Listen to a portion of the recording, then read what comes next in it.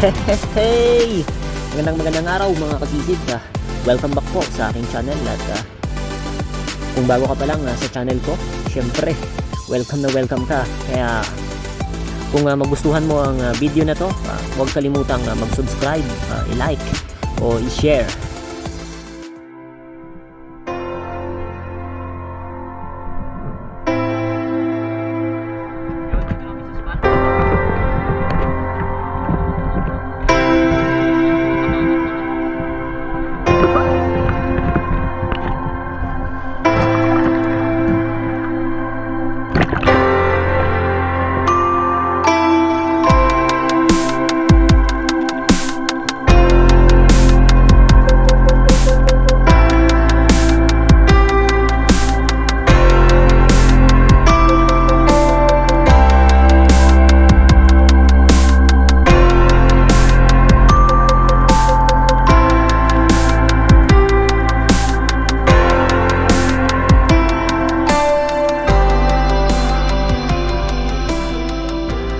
After ng mga ilang dives mga kasisid ay eto yung unang kalabit na nangyari. Matagal-tagal din bago nakapana dahil hindi ganun kalinaw ng tubig dito sa may bahura naming pinuntahan. At dito ay kawa ng mga slick unicorn yung lumapit sa akin.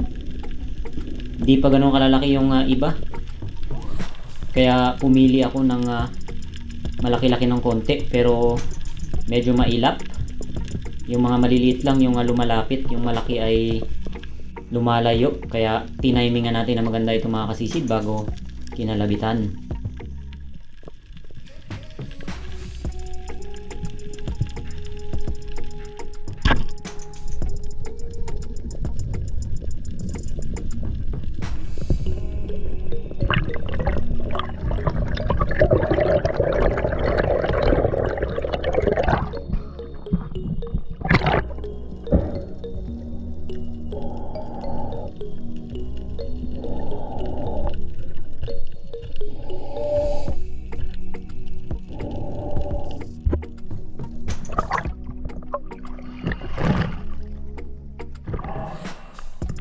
Sumunod na sisid mga kasisid ay same spot. Nag-ambush ulit ako o inabangan ko ulit yung kawan ng slick unicorn para makabawas naman kung sakali na bumalik. Dahil warm up dive, hindi tayo makapalalim ng gusto, baka mabigla. Kaya dito ay nagantay ako ng mabuti kung ano yung isda na pwede nang mapana mga kasisid. At hindi tumagal, merong lumapit, isang malaking dalagang bukid, kaya hindi ko na pinalagpas. Kinalabitan ko na kaagad nung na-meet natin yung distansya. At ito yung naging pangalawang isda mga kasisid, kaso lang paghila ko ay sumabit pa sa corals, kaya hindi natin pinilit hilain, baka makasira pa tayo.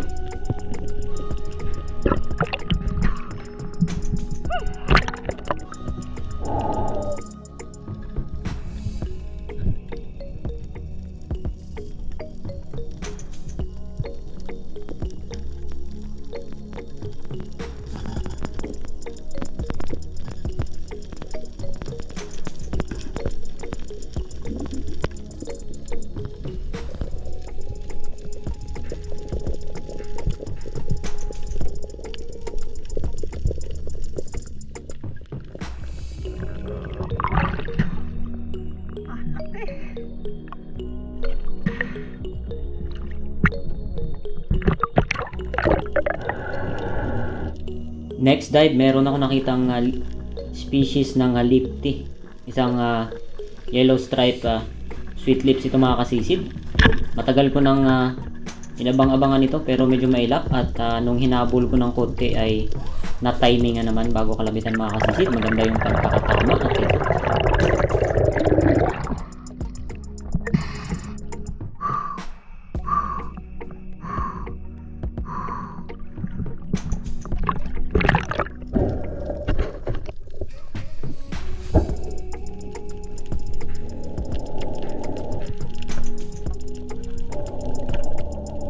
After ilang minuto mga kasisid, after ko ma-secure yung lifty na ito, ay merong dumaan na king mackerel o isang tangigi. Hindi ko in-expect ito dahil sa mababaw lang ako. Kaya hindi na ako nag-atubili mga kasisid, agad-agad ko nang sinugod. At na-meet ko naman yung tamang distansya para kalabitan at sakto. Pagkalabit mga kasisid, sumirit at hinila yung bala na parang walang nangyari. At inilubog pa yung boya ko. Pero hindi tumagal ay agad-agad ring lumutang mga kasisid. Dito ay medyo kinabahan ako dito dahil mababa ng konti yung pagkakatama, kaya posibleng makawala o malaslas yung laman. At sayang kung makawala ito mga kasisid, kaya hindi ko siya agad hinila, pinabayaan ko lang muna.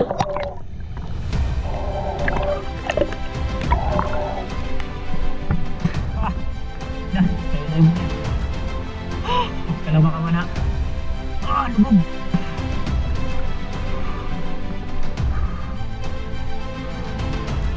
Wala namang problema mga kasisid, kahit na hilain yung buya natin dito ay maliit yung chance para sumabit dahil yung langoy ng tangigi ay paitaas, hindi pa ilalim katulad ng mamsa o dugtog tuna na kapag kanapana ay talagang humahanap ng mga bato para pumasok at doon nakakawala minsan mga kasisid, napuputol yung tali. Malapit ko na sanang mahawakan yung buntot dito mga kasisid, pero may lakas pa siya para lumangoy. At inaryahan ko lang yung tali para hindi lumaki yung sugat mga kasisid. At malayo sila Luloy sa akin at si Federico, sila yung magkasama, kaya hindi na second shot. At after ilang minuto mga kasisid ay napagod din yung isda ko. At nahawakan din natin yung buntot.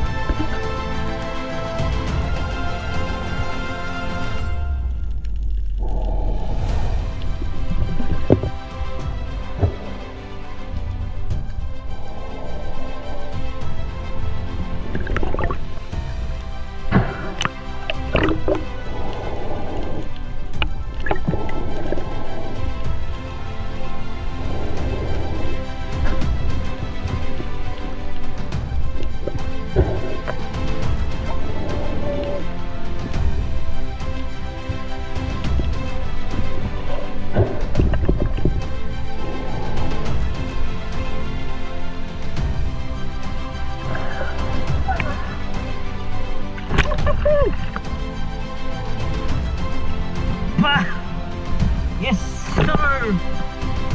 Woo!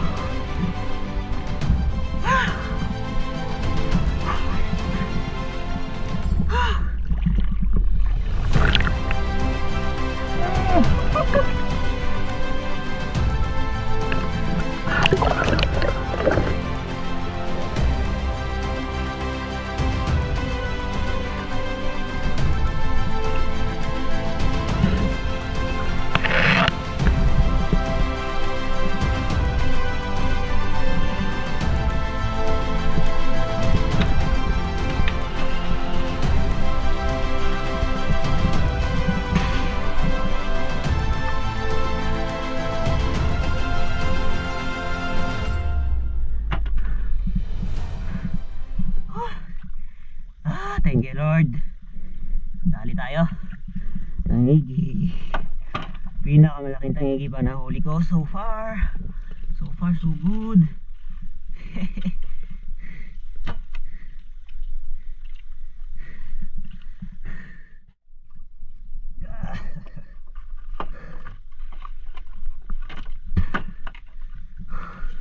Slender unicorn.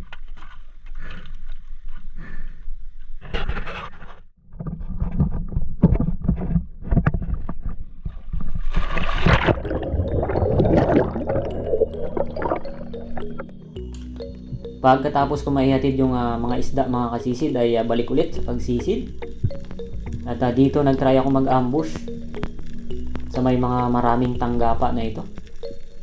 Napakaraming species ng isda yung nandito. Talagang maganda pa yung spot, hindi pa ganun kabugbog. At meron na sanang big eye emperor akong target, kaya lang may malaki akong nakita sa unahan, kaya hindi ko pinansin yung maliit. Dahil hindi tumagal ay dahan-dahang lumalapit, pero yung hangin ko dahan-dahan ding nauubos, kaya kailangan ng pumaibabaw. Pero nagantay pa ako ng ilang segundo, baka sakaling lumapit mga kasisid, pero hindi talaga. Kaya yung sumunod ko na pagsisid ay nag-abang ako sa may ilalim ng tanggapan na to para taguan yung Big Eye Emperor.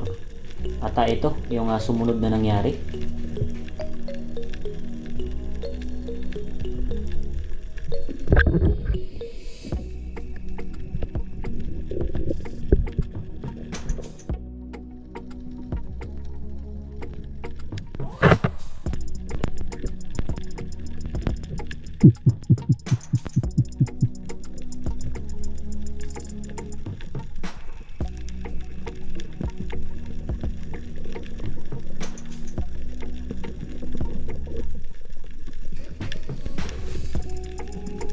Napakaraming Big Eye Emperor.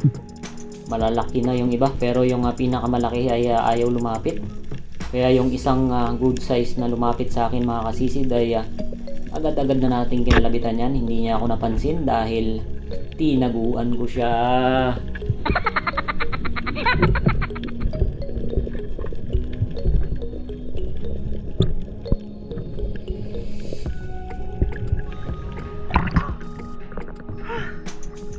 Dali ka rin ha.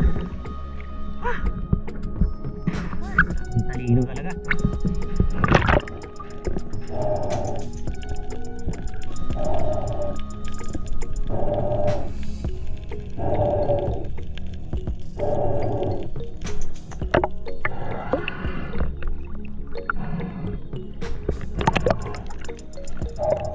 Tuloy-tuloy lang sa pagsisid mga kasisid ay ito.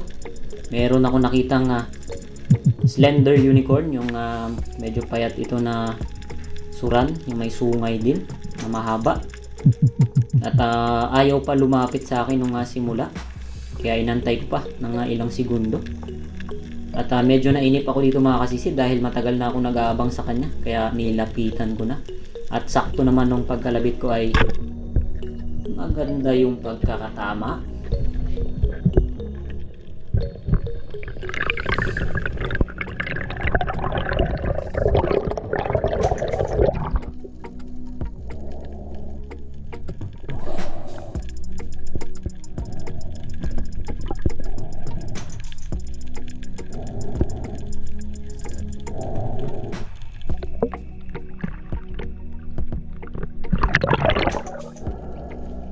Next dive mga kasisid, sa mababaw lang ako dahil medyo pagod na. Pahinga muna. At dito nag-ambush ako. Nagabang sa may gilid ng dalawang bato. At hindi tumagal, merong lumapit na red bass o singal yung tawag. Dahan-dahang palapit sa akin mga kasisid, kaya inantay ko.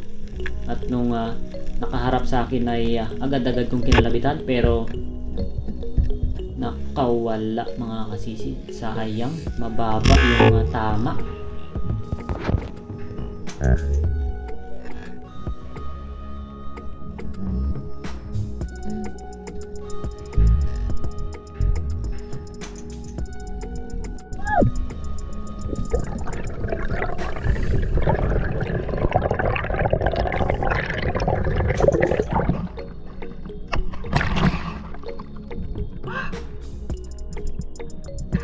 Medyo nainis tayo dito mga kasisid dahil sablay yung tira. Nalaslas yung laman ng red bass, kaya nakawala. At bumalik muna ako sa bangka para kumain. Baka sakaling gumanda ulit yung pulso. Dahil baka gutom lang, kaya iba na yung pulso mga kasisid. At dito, pag-akyat ko, marami nang nakalagay na isda, mga huli ng kasama ko. Assorted na ito mga kasisid dahil yun yung hanap buhay ng mga kasama ko dito, isang mangingisda katulad ko. Kaya ito, that's it mga kasisid.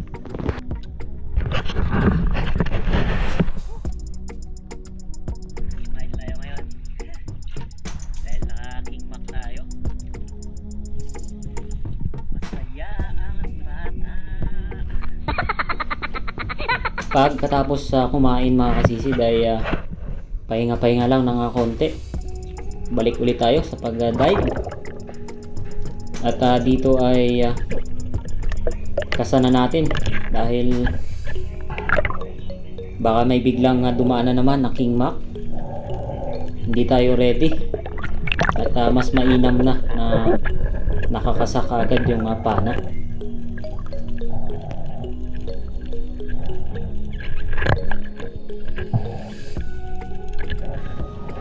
Meron ako nakitang ilak mga kasisid sa unahan sa may malaking bato.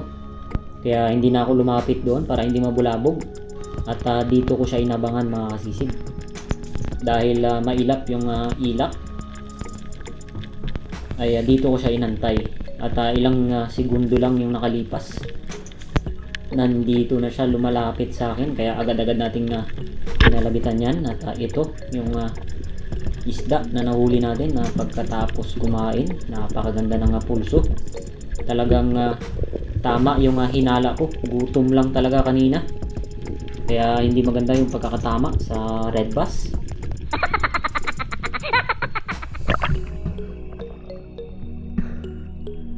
Sana mataba. Nakaraan payat. At sumunod na sisid mga kasisid ay ambush naman yung aking ginawa dito. Dahil marami akong nakikitang dalagang bukid sa paligid. Ito ay yung sulid kung tawagin. Kaya nagantay ako ng halos ilang segundo. At sinagad yung hangin na meron ako. At ito, meron na akong nakikitang target sa di kalayuan mga kasisid. At yung mga bait fish ay nagugulat na.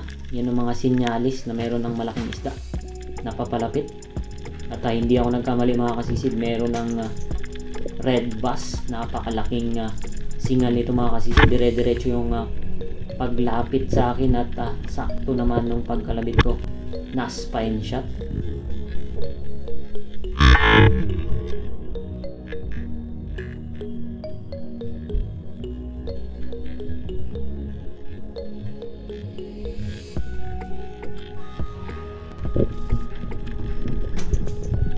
At yun, napasayaw tayo sa ilalim.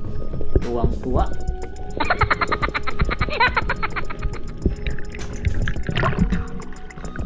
Dali rin.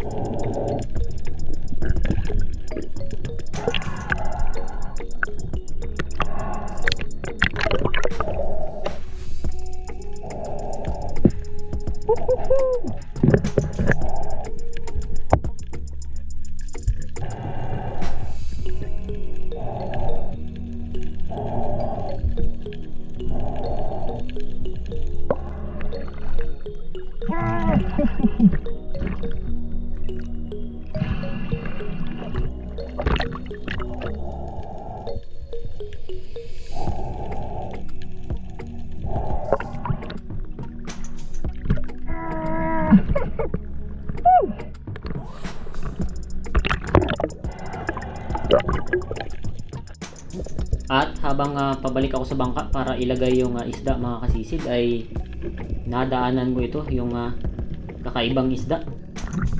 Kakaiba yung tawag sa kanya dito. Ito ay isdang dapak kung tawagin. Medyo awkward yung tawag mga kasisid. Ito ay isang uri ng snapper din ata ito. Hindi ako sure. Pa-comment na lang po kung ano yung tawag dyan sa inyo mga kasisid sa isdang ito.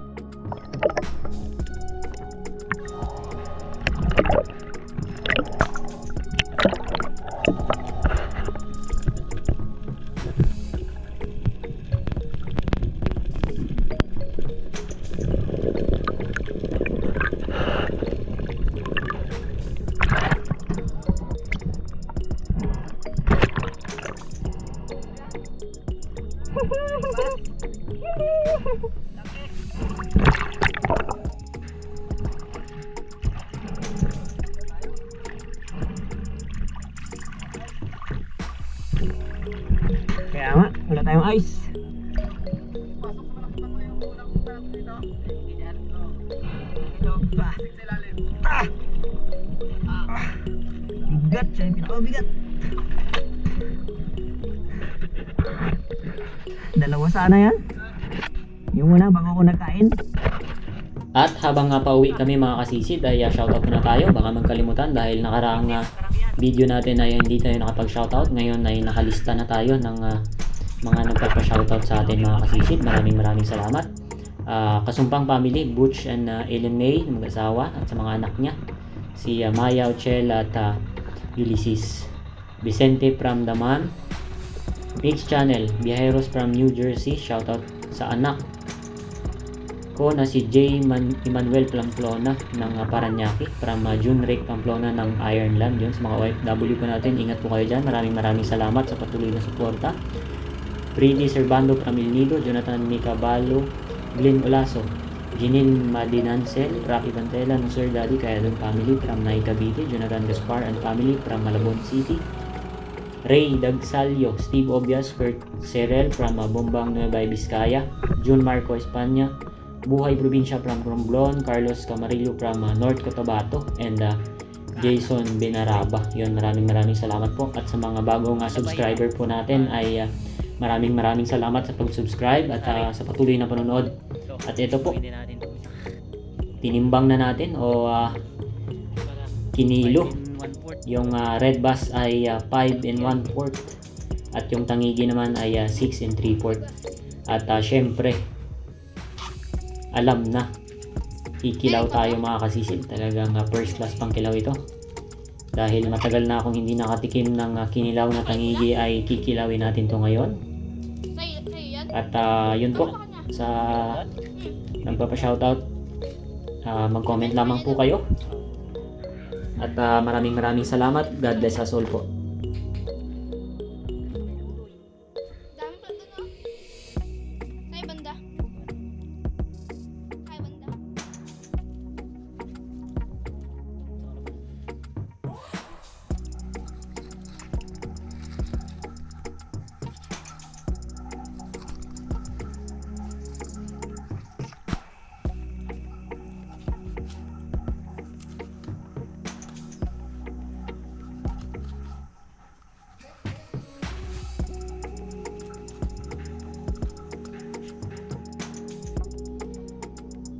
Fresh na fresh. Let's go kilaw.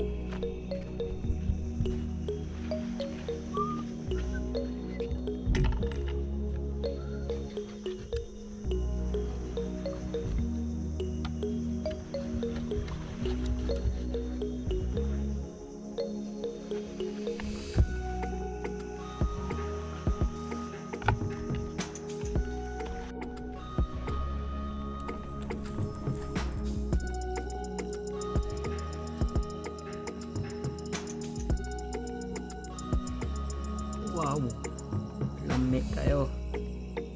Ayun, let's eat mga kasisid dahil nakahuli tayo ng bagong record natin, King Mac.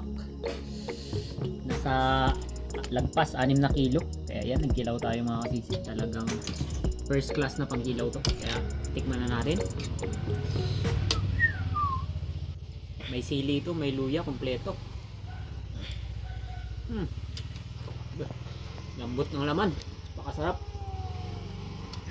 Tapos yung Big Eye Emperor, inihaw ko na rin, taba.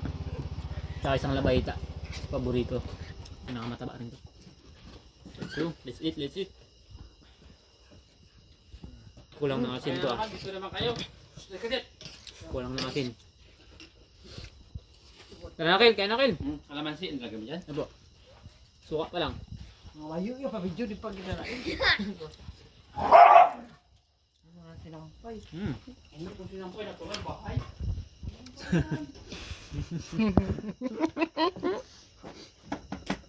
Hindi, alam.